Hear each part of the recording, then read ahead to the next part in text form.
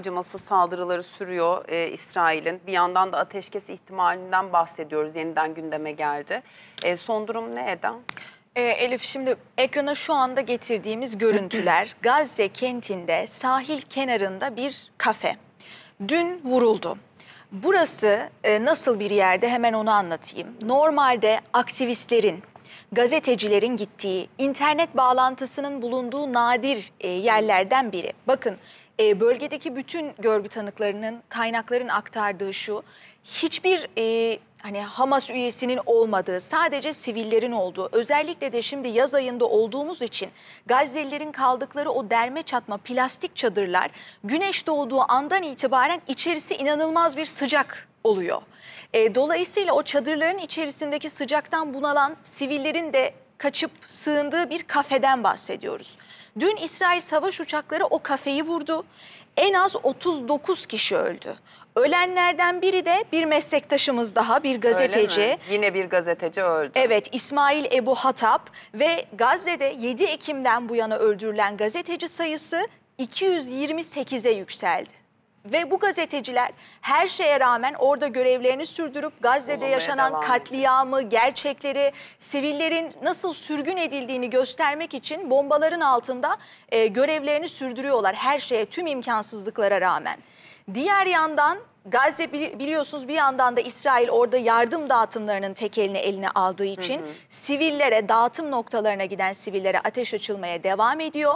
27 Mayıs'ta başlamıştı bu İsrail'in sözde yardım dağıtımları ve de 27 Mayıs'tan bu yana dün açıklanan son veri, bu yardım dağıtım noktalarında sadece ölen Filistinli sayısı 583. 27 Mayıs'tan bu yana. Ve şunu bakın, hatırlatmak istiyorum. İsrail Haaretz gazetesi geçtiğimiz hafta çok çarpıcı bir haber yayınladı ve orada İsrail askerlerinin itiraflarına yer verildi. Ve askerler şunu anlattılar: bize kasten öldürme emri verildi. Ve o kadar acı bir örnek veriyorlar ki orada, ben burada anlatırken hani söylemeye dilim varmıyor. Dünyada bütün ses getiren o meşhur Squid Game oyunu var ya. Evet.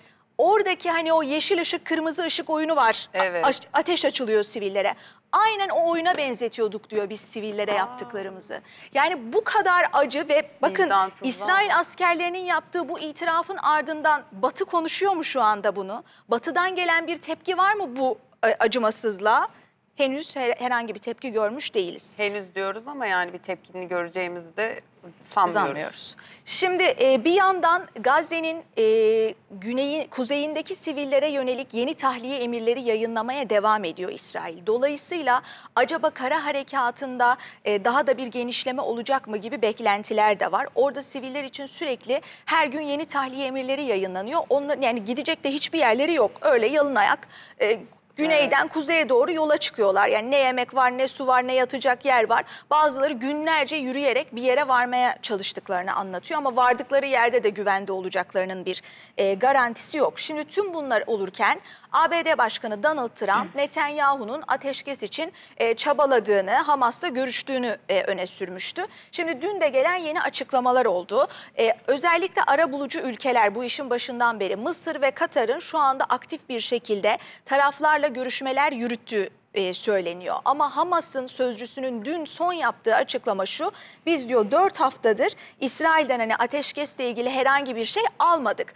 Ama burada müzakere masasının kurulmasına yönelik yeni çabalar var. Şimdi Netanyahu'nun dün İsrailli bir yetkili Axios haber sitesine konuştu. 7 Temmuz'da Beyaz Saray'a gideceğini söyledi. Orada ABD Başkanı Donald Trump'la bir araya gelecek. O önemli. Netanyahu'nun ziyaretinden önce bu hafta İsrail Stratejik İşler Bakanı Ron Dermer Trump yönetimiyle Washington'da temaslarda bulunacak.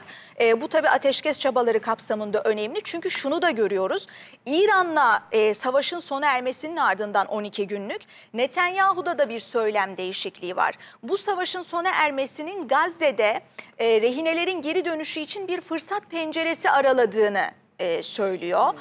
Yani biraz daha İsrail basını da şuna dikkat çekiyor: Netanyahu bu hani Hamas'ı tamamen ortadan kaldırana kadar savaşı devam ettireceğiz söyleminin yerine şimdi biraz daha rehinelerin geri dönüşüne odaklanmış gibi gözüküyor diye. Ama Eda, burada acaba Donald Trump'ın Netanyahu'nun yargılandığı konuları da hani şunu konuşuyoruz ya, acaba anlaştılar mı diye. Acaba Donald Trump'ın etkisi var mı burada? Yani bu söylemlerinin değişmesinin sebebi acaba bu açıklamalar mı? Olabilir. Anlaşma mı? Ya Evet, da dün de arka konuşmuştuk. planda? Belki de bir pazarlık yapıldı. Çünkü İran'la olan savaşın bitmesinin hemen ardından Trump, Netanyahu'nun hakkındaki yolsuzluk davalarının iptal edilmesi için, yani Evet. ertelenmesi de değil, ciddi bir baskı yapmaya başladı. Hatta dün anlattık yine, yani İsrail'e gerekirse askeri yardımlar üzerinden üstü kapalı bir tehditte bulunup Netanyahu bir savaş kahramanı, bunu yapmayın dedi. Evet. Dolayısıyla şimdi belki de Trump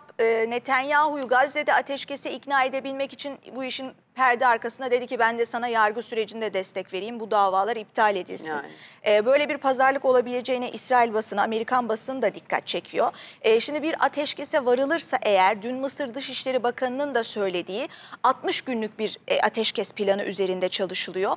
İlk ateşkesin ilan edilmesinden sonra Hamas'ın elindeki rehinelerin yarısını serbest bırakması, kalıcı ateşkesin sağlanmasının ardından tamamını serbest bırakılması öngörülüyor. Şimdi dün Axios Haber sitesinden Barak Ravit'e İsrailli yetkililer de konuşmuşlar. Onlar da şunu söylüyorlar: tutumumuzu esnetmeye hazırız ama şimdi buradaki en büyük anlaşmazlık noktası şu: Hamas diyor ki bir ateşkes olacaksa bana şunun garantisini verin, bu savaş kalıcı olarak bitsin. Kalıcı olarak biteceğine dair bir garanti istiyorum diyor.